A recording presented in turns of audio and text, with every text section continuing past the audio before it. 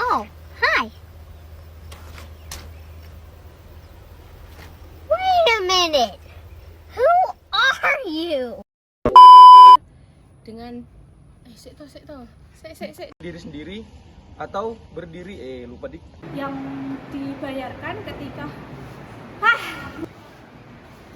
Tadi leasing dan biaya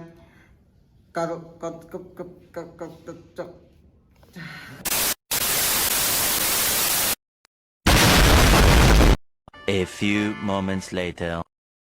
sewa guna usaha adalah kegiatan pembiayaan dalam bentuk penyediaan barang modal, baik secara guna usaha dengan opsi maupun tanpa opsi yang digunakan oleh pihak lessor dalam jangka waktu tertentu dengan pembayaran secara berkala. Pihak-pihak yang terlibat dalam sewa guna usaha merupakan lessor. Yang pertama, lessor merupakan pihak yang memberikan jasa pembiayaan dalam bentuk barang modal oleh pihak lessor. Lessor merupakan pihak yang memperoleh pembiayaan dalam bentuk barang modal oleh pihak lessor. Supplier merupakan pihak yang menyediakan barang untuk dijual kepada lessor dalam pembayaran secara tunai. Bank merupakan pihak yang tidak terlibat secara langsung dalam kontrak perjanjian kepada leasing, tetapi memegang peran dalam penyediaan dana lessor. Baik, selanjutnya penggolongan perusahaan leasing. Yang pertama, independent leasing company merupakan perusahaan yang dapat didirikan sendiri atau independen oleh produsennya guna membiayai produknya atau membiayai barang modal nasabahnya. Yang kedua, captive leaser merupakan perusahaan yang didirikan oleh supplier atau produsennya untuk membiayai kebutuhan produknya serta membiayai di mana perusahaan ini beranggapan jika dapat menyediakan biayanya sendiri maka dapat meningkatkan penjualan secara maksimal. Yang ketiga, leaser broker or packager merupakan perusahaan yang berfungsi untuk mempertemukan pihak leaser kepada pihak leaser yang membutuhkan barang modal secara leasing. Teknik pembiayaan leasing. Yang pertama yaitu finance lease, di mana perusahaan leasing sebagai lessor adalah pihak yang menyediakan barang modal. Penyewa guna usaha atau lessor biasanya memilih barang modal dan atas nama perusahaan leasing. Yang kedua yaitu operating leasing, di mana lessor membeli barang modal dan kemudian disewa guna usahakan. Berbeda dengan finance lease, jumlah pembayaran berkala tidak mencakup jumlah biaya yang dikeluarkan untuk memperoleh barang modal beserta dengan bunganya.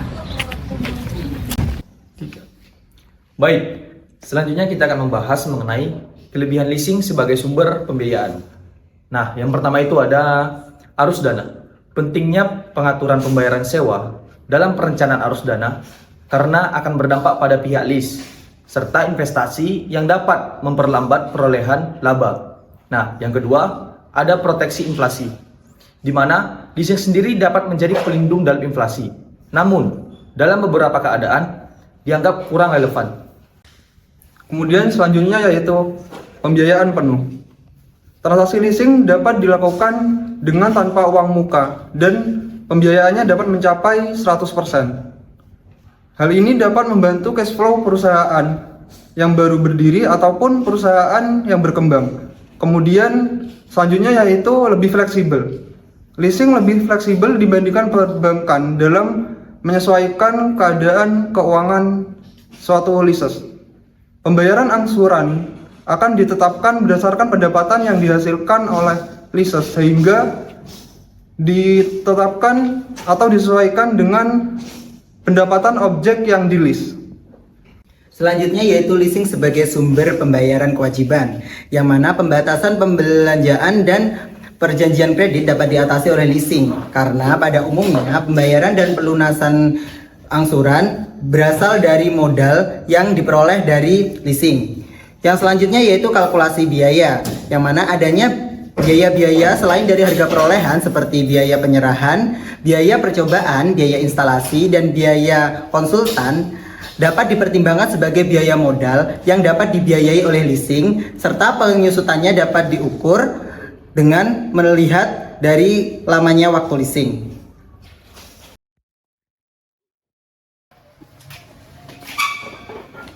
Setelah kita mendengarkan penjelasan sedikit mengenai sewa guna usaha, sekarang kita memasuki mengenai koperasi.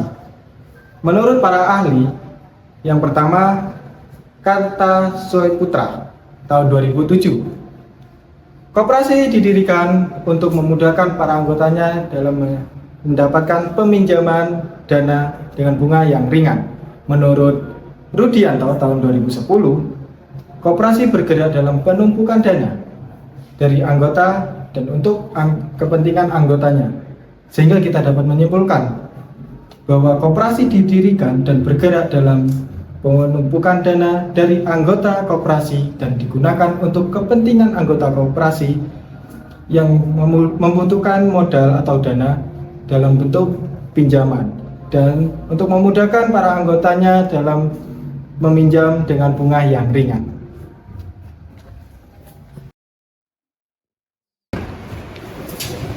Fungsi dari koperasi simpan pinjam terdapat 3 fungsi, yaitu yang pertama menimbulkan keinginan menyimpan uangnya dan menabung uang seorang anggota koperasi kepada koperasi. Nah, simpanan tersebut dapat diambil sepenuhnya apabila anggota koperasi tersebut berhenti menjadi anggota koperasi. Kemudian fungsi yang kedua yaitu pada layanan penyimpanan uang.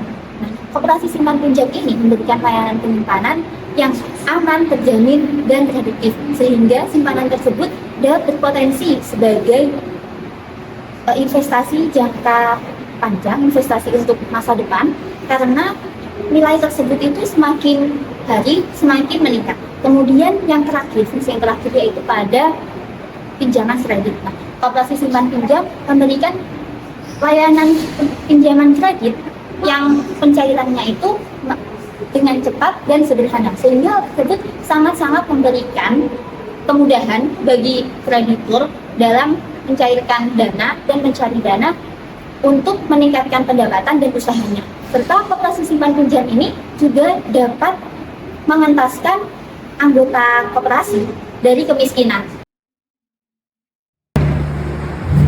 Sumber dana koperasi ada 4. Yang pertama yaitu simpanan pokok. Simpanan pokok adalah sejumlah uang yang harus dibayarkan kepada koperasi oleh anggota pada saat pertama kali bergabung menjadi anggota koperasi. Yang kedua yaitu simpanan wajib.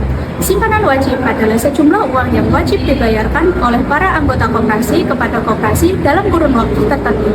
Yang ketiga yaitu simpanan bebas atau simpanan sukarela, yaitu simpanan yang dibayarkan oleh anggota koperasi kepada koperasi dengan sukarela atau atas kemauan mereka sendiri. Yang keempat yaitu hibah atau donasi. Hibah atau donasi adalah uang atau barang modal yang memiliki nilai yang diberikan kepada koperasi dan tidak memiliki imbalan jasa atau atas sukarela.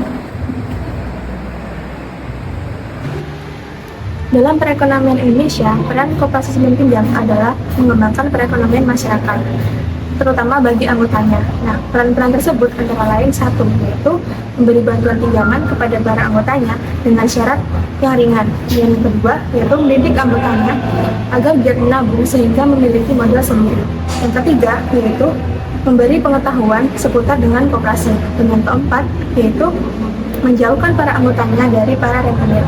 Nah, contoh dari koperasi simpan pinjam ini antara lain yaitu koperasi unit desa atau KUD, koperasi serba usaha atau KSU, dan juga koperasi pasar.